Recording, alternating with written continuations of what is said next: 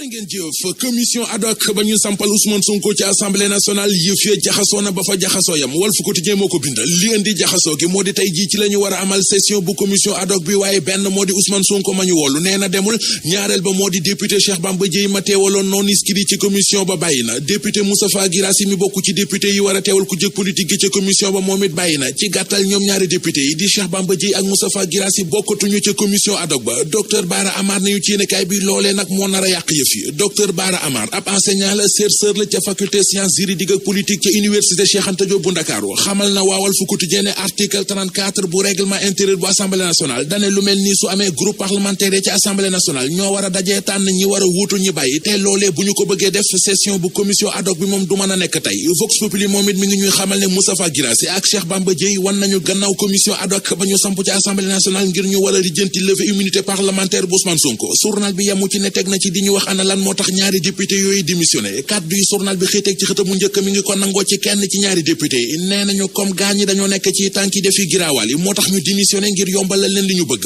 honorable député Abdou Mbow di tontu ak leeral ci xët mu njëkk Vox Populi nee na député yooyu démissionné ci commission ad hoc bi mënutatee ñu continuer liggéey bi ndax dugguleet lu ne mel di am amoon na fi keroog ba ñuy woote lever immunité parlementaire bu Khalifa Ababacar Sall député maître Madické Niang dafa démissionné woon te terewul commission ba defub liggéeyam député Abdou Mbow ne député yi ci opposition bi li ñuy def yépp jubluwuñ ci dara lu dul bëgg a tuur askan wi lëndëm ak di sos di dajale Cheikh Bamba Dièye ni ñu ci biir l'Observateur moom vraiment gisul solos nekk ci commission boo xam ne mënoo caa def mënoo caa dindi beneenub député di député Aïda Mbodj ci l'Observateur ne nañu démb wax na lu rëy ci émission Grand Jury ci rajo Futur Média ne ba muy wax ba yegg ci mbirum Ousmane Sonko ak Adji Sarr moom député Aïda Mbodj ca la waxee ne gis nañu ab message maanaam SMS buy wane ne yëf yi complot la bu ñu def jëmee ko ci Ousmane Sonko ndax message bi dafa am kuñ ko bëggoon a yónnee juum envoyé ko kenn ci avocat Ousmane Sonko yi la nekk ca SMS ba Aïda Mbodj nañu moo di dañ caa bind DSK dana daj dëgg bu ñu ko tëj nag ndax kon dëkk bi day tàkk maître Abdou Dialy Kane di avocat bu Adji Sarr nañu ci xët mu njëkk Les Échos ñun suñuy wax du ci bari xel mu dal lañu ci àndal ndax ñoo ngeeg suñuy preuve yoo xam ne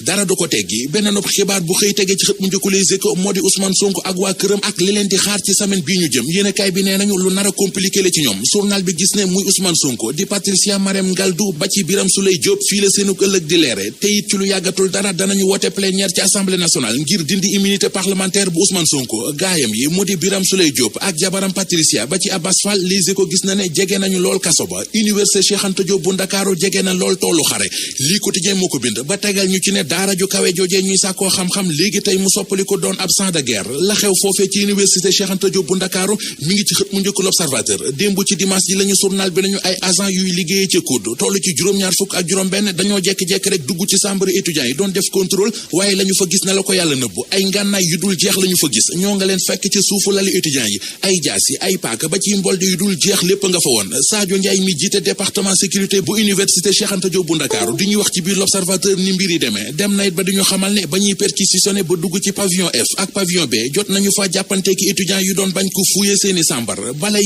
2022 bépp doomu Sénégal bu bëgg a ñàkku ngir aaru ci coronavirus bi dinañu la ñàkk ministre de la santé di Abdoulaye Diouf Sarr moo ko wax ci xët mu njëkk Soleil national journal bi bindal ni ñu ne président Macky Sall dina bokk ci ñiy njëkk a ñàkku ngir wane yoon wi source nañu ministre de la santé Abdoulaye Diouf Sarr moom it suba ci talaata ji la fas yéene ñàkku ngir dindi tifaaxan rumeur yi ñuy wax ci vaccin yi bu ko defee askan wi yépp xam ne loraange amu ci musiba amu ci kaawteef amu ci kaawteef ca Kenya ba ga ca Bakel ubbi l'Observateur lu doy waartee lëj reelu tey yéeme moo fa xew mu di benn xale bu góor bu toll ci fukkeet ak juróom-ñaar moo fa doon doxaan jabaru jàmbur bàyyi ba ñépp génn ci kër gi wéet mu ñëw ci kër gi dugg ci nekk xale bu jigéen bi gis ku tëdd ci kaw lal bi sàngo waa ji yaakaar ne xale bu jigéen bi la tax moom it mu yéeg ci lal bi dugg ci mbàjj mi sàngondoo ak moom bi mu tàmbalee dawal loxoom di ko ray ci la seetloo ne du xale bu jigéen bi waaye jëkkëri xale bu jigéen bi la coow la ak fu mu mujj mi ngi ci page 2 bu l'Observateur